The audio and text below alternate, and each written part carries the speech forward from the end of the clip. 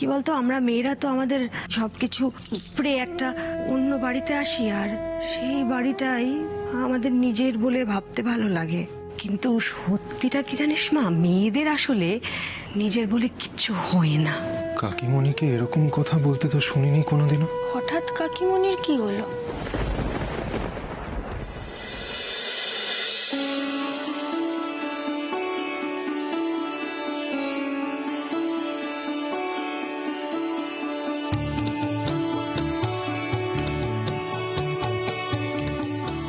ভূগোল, এইবার কিন্তু তোমাকে পার্টি দিতে হবে।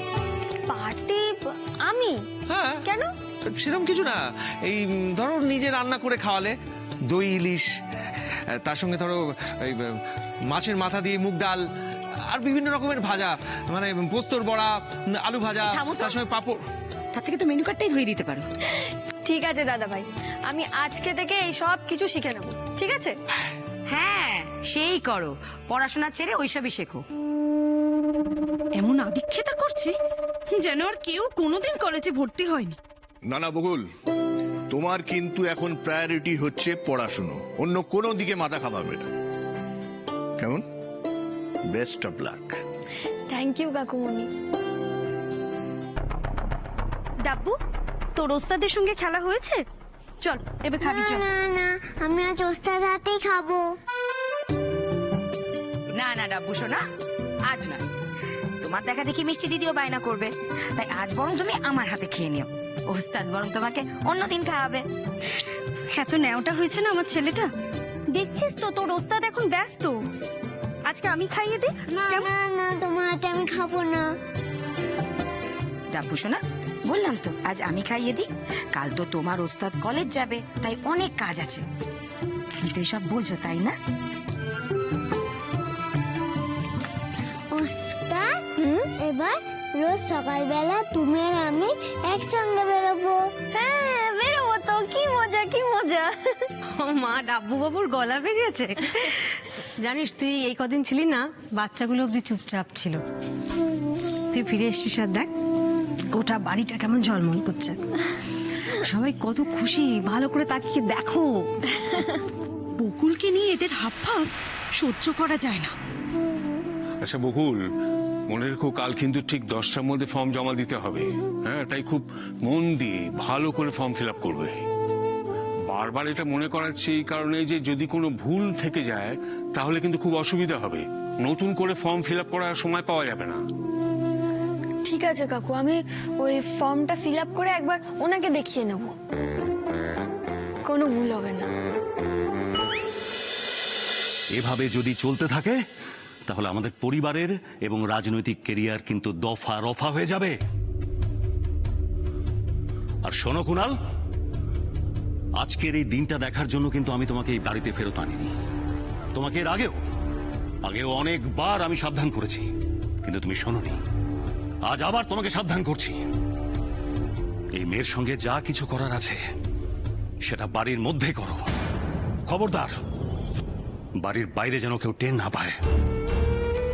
তোমাদের দুজনকেই বলছি, এই মেয়েটি কিন্তু সুবিধার নয়, তাই যেটা করার খুব ভাবনা চিন্তা করে করবে।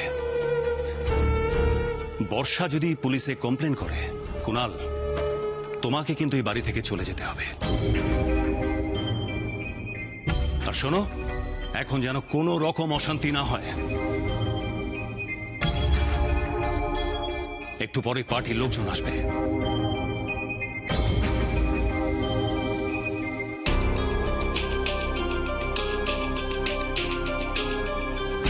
খোকন, এই মেয়েকে বুদ্ধি করে বুঝিয়ে দিতে হবে যে এখন আর তুই ওর পাশে নেই।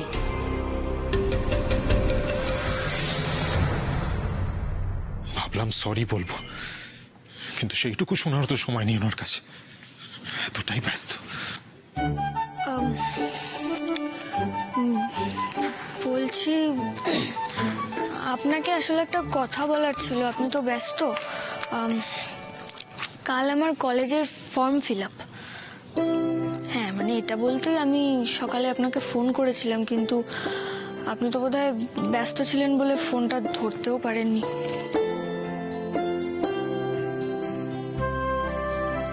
তার তার মানে এটা জানাবেন বলেই আমাকে এতবার ফোন করছিলেন? আসলে কাকু আমাকে ফোন করে জানালেন যে আগামীকাল আমার ফর্ম ফিল আপ, আর তার কিছুক্ষণ পরেই কাকুমণি এলো আমাকে নিতে। তো আমিও ওই জন্যে চলে এলাম কাকুমণির সঙ্গে। ছি ছি, মিথ্যেই রাগ করছিলাম এতক্ষণ বকুলের উপর। বারবার নিজের কাছে নিজের প্রমিস ভাঙছি আমি। কি যে হয় আমার, বর্ষাকে দেখলেই, ওর কথা মনে পড়লেই কেন যে এরকম রিয়াক্ট করে আমি।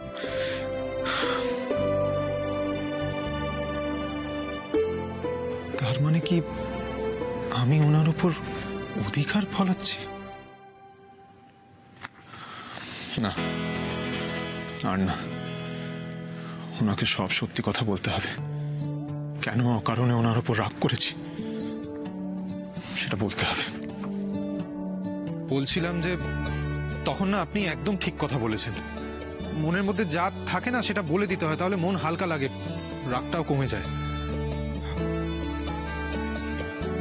আমি আপনাকে কি বলছি বলুন তো, ওই তখন আপনাকে ওই দাঁড়ান না, উফ, আগে আমাকে ফর্মটা ঠিক করে ফিল আপ করতে হবে তো। দেখুন, এখন সবচেয়ে ইম্পর্টেন্ট হচ্ছে এই যে পুরো ফর্মটা নির্ভুলভাবে ফিল আপ করে ফেলা। বুঝেছি, এখন অন্য সবকিছু আমার থেকে বেশি ইম্পর্টেন্ট আপনার কাছে। আরে বাবা, আপনি বুঝতে পারছেন না। শুনুন, আমি না ফর্ম ফিল আপ করা শুরু করছি, আপনি একটু দেখে দেবেন। হ্যাঁ, পারবো না। যে ফর্ম এনে দিয়েছে আপনার কাছে তাকেই বলুন দেখতে। উনি এভাবে বললেন কেন? আমার পড়াশোনা করাটা কি ওনার পছন্দ নয়? এইবার বুঝেছি ওনার রাগের আসল কারণটা। সরি, আপনাকে বোধহয় বিরক্ত করে ফেললাম।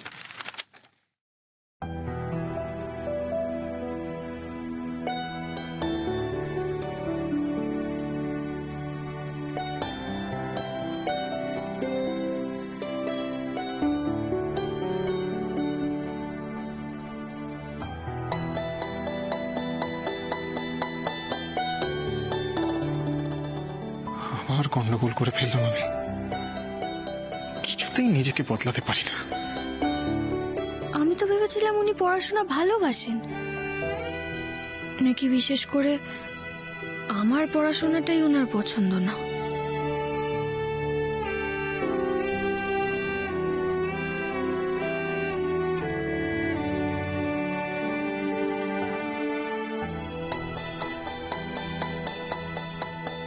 ফর্মটা ওখান থেকে নিয়ে আপনি সরি সরি সরি সরি, আমি ভুল করে এখানে রেখে ফেলেছি, সরি।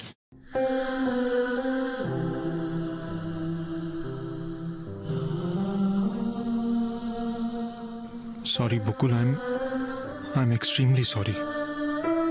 পড়াশোনা করে যে গাড়ি ঘোড়া চড়েছে, পড়াশোনা করে যে গাড়ি লাফালাফি করতে বারণ করেছি না? চুপচাপ বস। উস্তাদে ঘোড়ার রং কি হবে? কি বললি? তোর ওস্তাদ গাড়ি করে চাপে ভেবে খুব আনন্দ হচ্ছে না তোর? বস তো। কি হচ্ছে? মারছো কেন? কোথায় লেগেছে বাবা? লাগেনি তো কোথাও? বসো বসো বসো, তুমি দেখি। বকুল যাকে ভালোবাসে তাকে বকাঝকা করতে বারণ করেছি কিনা আমি? বাবু, আমার ডাব্বু কি খেলছে? গাড়ি? যাও বাইরে গিয়ে খেলো, আমিও আসছি তোমার সাথে, কেমন? যাও। ডাব্বুর সামনে বকুলের নিন্দা করছো? ছেলে বড় হচ্ছে, এরকম করলে না ছেলে তোমার থেকে দূরে চলে যাবে আস্তে আস্তে। দাদু সম্পত্তি পেয়ে তোমাকেই ভুলে যাবে, তখন বুঝতে পারবে। বেশি জ্ঞান না দিয়ে ঘরে বসে ছেলে মানুষ কর। ছিলে কোথায় সারাদিন? এদিকে বারাসাত থেকে ফেরার পর থেকে বকুলকে নিয়ে বাড়িতে যে আদিক্ষেতা শুরু হয়েছে না, আমার সহ্য হচ্ছে না। কালো কলেজে ভর্তি হচ্ছে, সেটাকে যে আটকানো দরকার সেসব কথা ভুলে গিয়ে তুমি গায়ে হাওয়া লাগিয়ে ঘুরে বেড়াচ্ছ।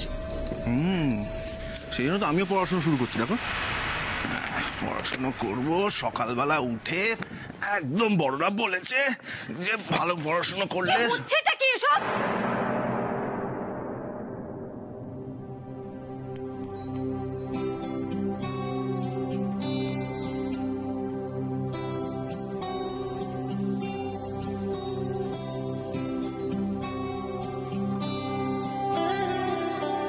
এগুলো তাড়াতাড়ি কাকুকে ফেরত দিয়ে দিতে হবে।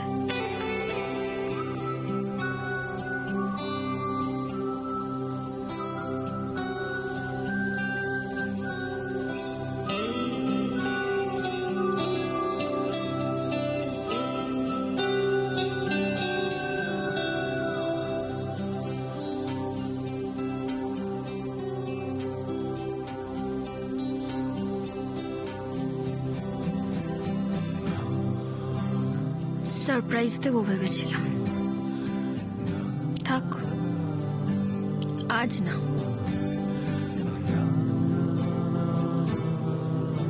পরে কখনো ফিরিয়ে দেবো।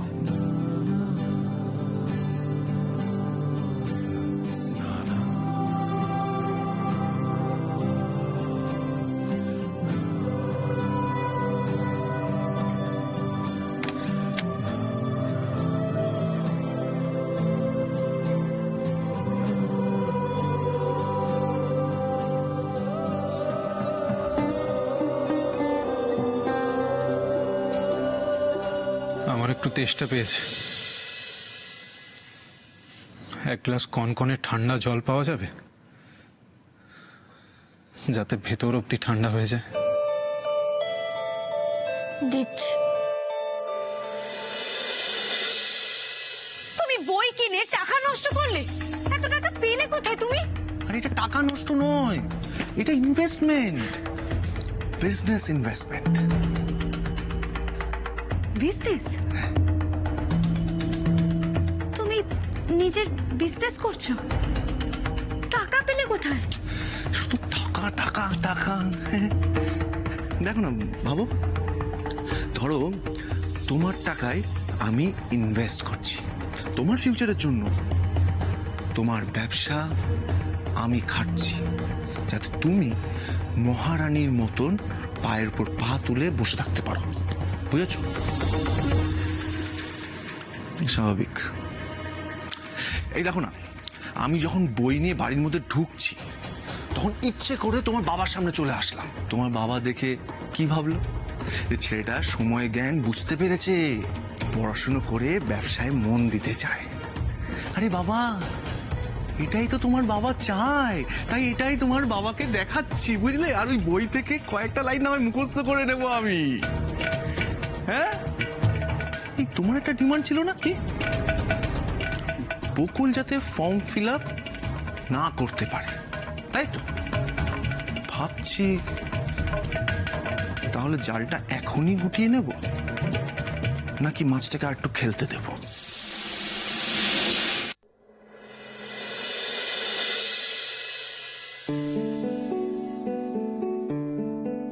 সত্যি কত কিছু জানার আছে। হ্যাঁ, বেশ লাগে কিন্তু নতুন নতুন জিনিস জানতে, পড়াশোনা করতে, ভালো ভালো কাজ করতে। এক বছর পর যখন আবার আমি বাড়ার সাথে থাকতে শুরু করব, তখন আমি পড়াশোনা শুরু করব আর ভালো ভালো কাজও করব। এখন আর কাকুকে কিছু বলবো না। কাকু এত উৎসাহ নিয়ে ফর্ম নিয়ে এসছে, কালকে সকাল হলে বলে দেবো যে কাকু আমি এখন না, পড়াশোনা শুরু করব কিন্তু 1 বছর পরে। উনি যখন আমার পড়াশোনা করার বিষয়টা অপছন্দ করছেন, তখন ওনার ঘরে থেকে পড়াশোনা করা আমার পক্ষে সম্ভব হবে না। আমি আর কদিনই বা আছি এখানে। এতদিন যখন ধৈর্য ধরতে পারলাম, তখন কটা মাস পারবো না? কিন্তু সেটা কি করে সম্ভব পিসি?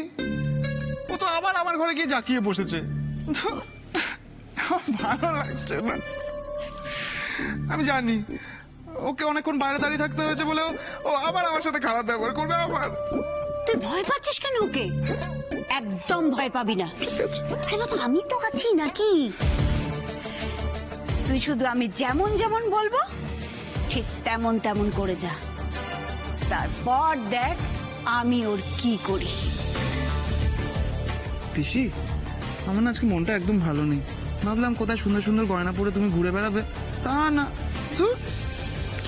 শোনো না, বলছি মাথাটাও আজকে ঠিক লাগছে না, তাই বলছিলাম যে যে তুমি পারমিশন দাও আর বাবাকে যদি ম্যানেজ করে নিতে পারো তাহলে আমি একটু ঘুরে আসি। তারপর তুমি ডিসাইড করো তুমি বসার সাথে কি কি করবে। আমি তোমাকে তো অক্ষর অক্ষরে পালন করবো। যাবো পিসি? ঠিক আছে যা, কিন্তু তাড়াতাড়ি চলে আসবি, পাক্কা? টাটা।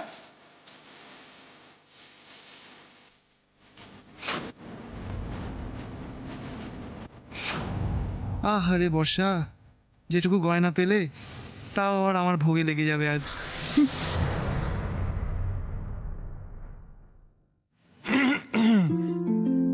বাবা, আপনি তো দেখছি লক্ষ্মী মেয়ের মতো পড়াশোনা চালুই করে দিয়েছেন।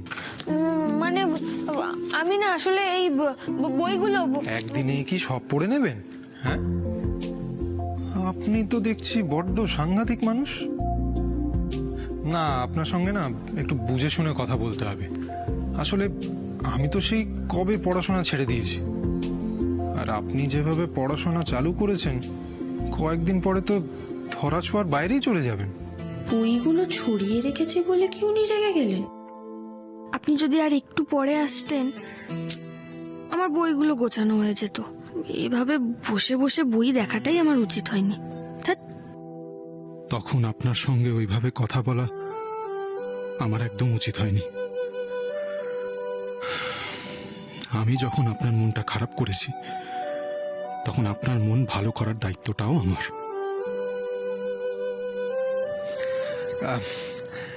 আপনার কি এটাই পদ্ধতি পড়াশোনা করা? মানে এইভাবে ছড়িয়ে ছিটিয়ে 4-5টা বই বার করে একটা বই পড়া? এই ভয়টাই আমি পাচ্ছিলাম। কোনো কিছু অগোছালো করে রাখা উনি একদম পছন্দ করেন না, আর আমি জেনে বুঝে একই ভুল করলাম। না, মানে আগে থেকে একটু জেনে রাখা ভালো। এক ঘরে থাকবো, একটা মেন্টাল প্রিপারেশন তো দরকার না? সাবধানে হাঁটা চলা যে করতে হবে। Sorry, very sorry. আমি বইগুলো গুছিয়ে রাখতেই যাচ্ছিলাম, আমি এক্ষুনি গুছিয়ে দিচ্ছি, আপনি চিন্তা করবেন না। যা, আবার গন্ডগোল করলাম। এমন ভাবে বললাম যেটাতে উনি ঠিক উল্টোটাই বুঝলেন। সরি কাকু, আমি জানি আমি পড়াশোনা করব না জানলে তুমি খুব কষ্ট পাবে, কিন্তু আমারও যে উপায় নেই।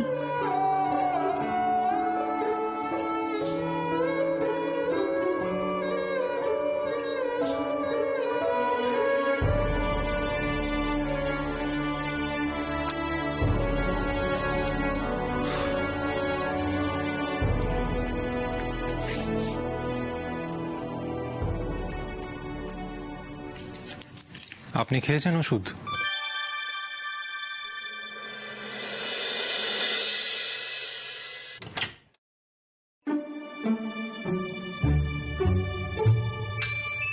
কি পর্দার দড়িটা গেল কোথায়?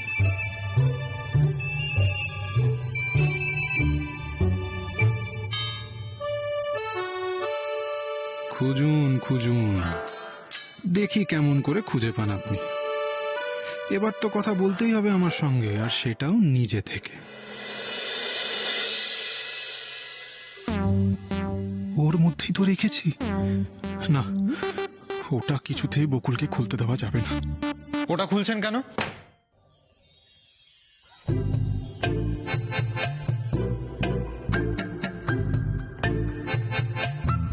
ওটাতে আমার পার্সোনাল জিনিস আছে, বন্ধ করুন। আর তখন থেকে দেখছি কিছু একটা খুঁজে যাচ্ছেন, কি বলুন তো? আরে বাবা, পর্দার দড়িটা কোথাও খুঁজে পাচ্ছি না। আপনি দেখেছেন পর্দার দড়ি কোথায় আছে? আমি কি করে দেখবো? আপনিই তো রাখেন, আপনিই জানবেন। কি যে করি না আমি, কোথায় রেখে দিলাম ভগবান জানে। যতই মাথা খাটান ওগুলো তো আর খুঁজে পাবেন না।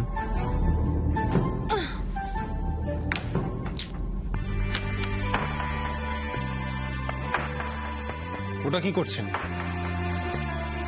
ওই বিছানা। চুপচাপ বিছানায় শুন, আপনি নিচে শুতে হবে না। আরে আমি আমি এই বিছানাতেই আপনার শুনুন সঙ্গে। বকুল, এটা নিয়ে যদি আপনি জেদ করেন তাহলে কিন্তু আমি এক্ষুনি এই ঘর থেকে বেরিয়ে যাব, আর কখনো আসবো না এই ঘরে। চুপচাপ লাইট বন্ধ করুন, শুয়ে পড়ুন।